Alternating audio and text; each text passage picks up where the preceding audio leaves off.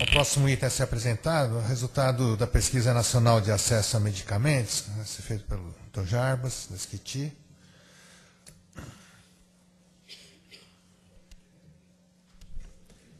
Então, bom dia. Primeiro, parabenizar também aí a nova diretoria do CONAS, desejar sucesso aí na condução dos trabalhos, como sempre tem sido. Bom, nós vamos fazer um resumo aqui da pesquisa nacional sobre acesso, utilização e promoção do uso racional de medicamentos no Brasil, a PENA 1. A PENA 1, o objetivo principal dela era fornecer um conjunto de informações sobre a questão do acesso a medicamento no Brasil, né? Nós sabemos que esse é um tema, está na agenda prioritária, uma parte dele, né? O tema da judicialização envolve, óbvio, a questão do acesso, mas é muito mais amplo do que a própria judicialização. E, sem dúvida nenhuma, é importante conhecer esse dado, primeiro porque municípios, estados e o Ministério da Saúde têm feito um esforço financeiro, de organização de acesso importante para que a gente amplie o acesso à população. Além disso, é reconhecido em todos os estudos, né, que o aparente paradoxo que a gente tem no Brasil de um alto gasto do bolso, né, das pessoas, apesar de ser um sistema de acesso universal, na classe média e alta, né, para cima, se reflete no pagamento de plano de seguro de saúde, mas principalmente entre os pobres, a falta de acesso a medicamento gratuito tem sido apontado como principal responsável pelo gasto direto do bolso, né, chamado. Então, com esses vários objetivos de conhecer, né, melhor esse universo, as lacunas, é que a PENA 1 foi realizada, né, ela foi coordenada aí pela Universidade Federal do Rio Grande do Sul e Universidade Federal de Minas Gerais, com um conjunto de instituições, né, e da parte nossa aqui do Ministério da Saúde, né, a Karen Costa, que está ali, né, da nossa coordenação da assistência farmacêutica básica e toda a equipe lá do Departamento de Assistência Farmacêutica. Então, um pool aí de universidades também com apoio aqui da Organização Pan-Americana de Saúde. A PENA 1 tem dois braços, né? Nós tivemos o componente populacional, que foi concluído ano passado, os resultados foram divulgados, consolidados no final do ano, a gente agora está no processo já de divulgação desses resultados. E tem outro braço, que é o braço relativo aos serviços de assistência farmacêutica na atenção básica, que está em processo de conclusão. Até já agradeço, porque depois, pode ter sido coincidência, né? Epidemiologista a gente chama, às vezes é uma falácia ecológica, né? A gente acha que é causa e não é.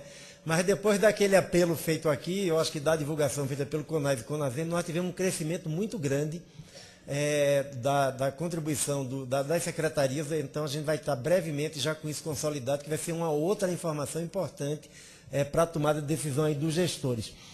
Bom, a PENA 1, componente populacional, ela fez mais de 41 mil entrevistas, né?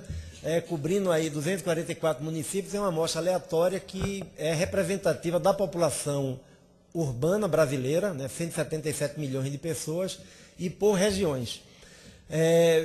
A parte básica que eu vou apresentar aqui, vamos ver, talvez o núcleo, né, importante dela, diz respeito à questão de obtenção de medicamentos, né?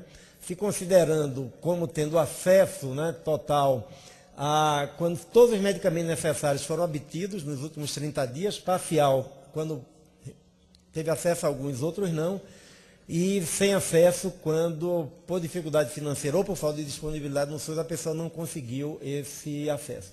Aqui a gente vai apresentar alguns gráficos, mas muito rapidamente. Aqui é para hipertensão, né? A pesquisa é para maiores de 20 anos, então a gente tem uma prevalência autorreferida, mas acompanhando os dados vai aumentando aí com a idade. A gente tem, né, a prevalência referida à indicação, ou seja, se a pessoa tinha indicação de usar medicamento e se o medicamento, se ela estava tendo efetivamente acesso ao medicamento. Então a gente vai dar uns zooms, né, aí. A prevalência média, né, aí é de cerca referida a 20,7%.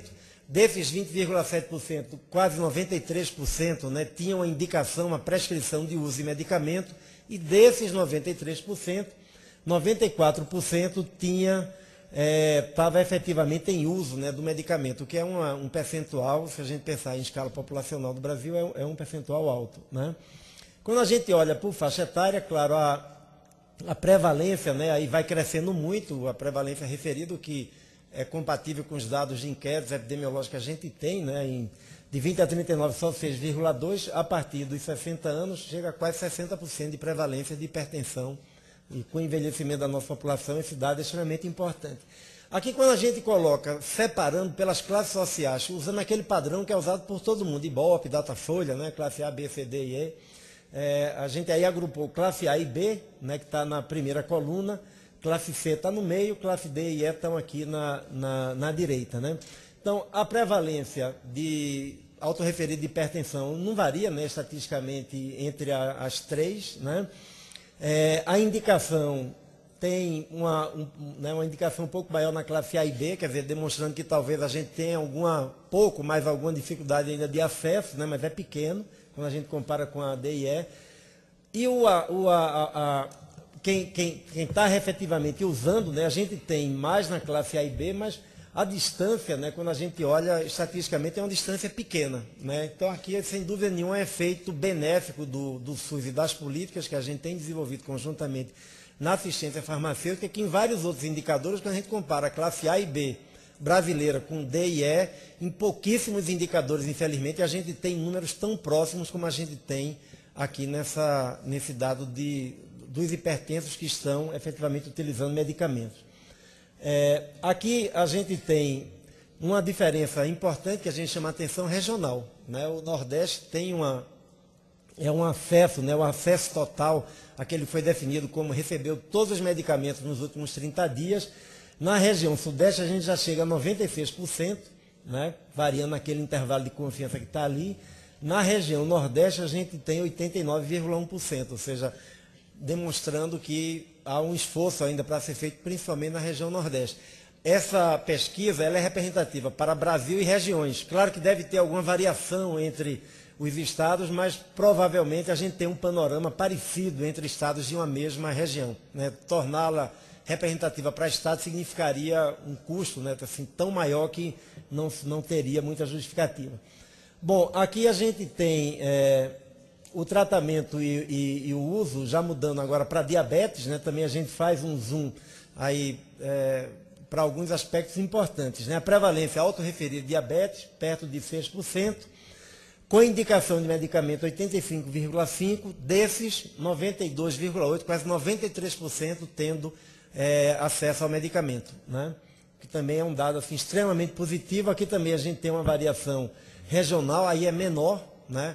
Os diabéticos do Nordeste aparentemente estão tendo mais acesso ao medicamento do que os hipertensos, porque a gente vê que aí a gente tem, inclusive, assim, estatisticamente, né, não tem significância, os dois podem estar pelos intervalos de confiança dentro do mesmo valor entre Nordeste e Sudeste.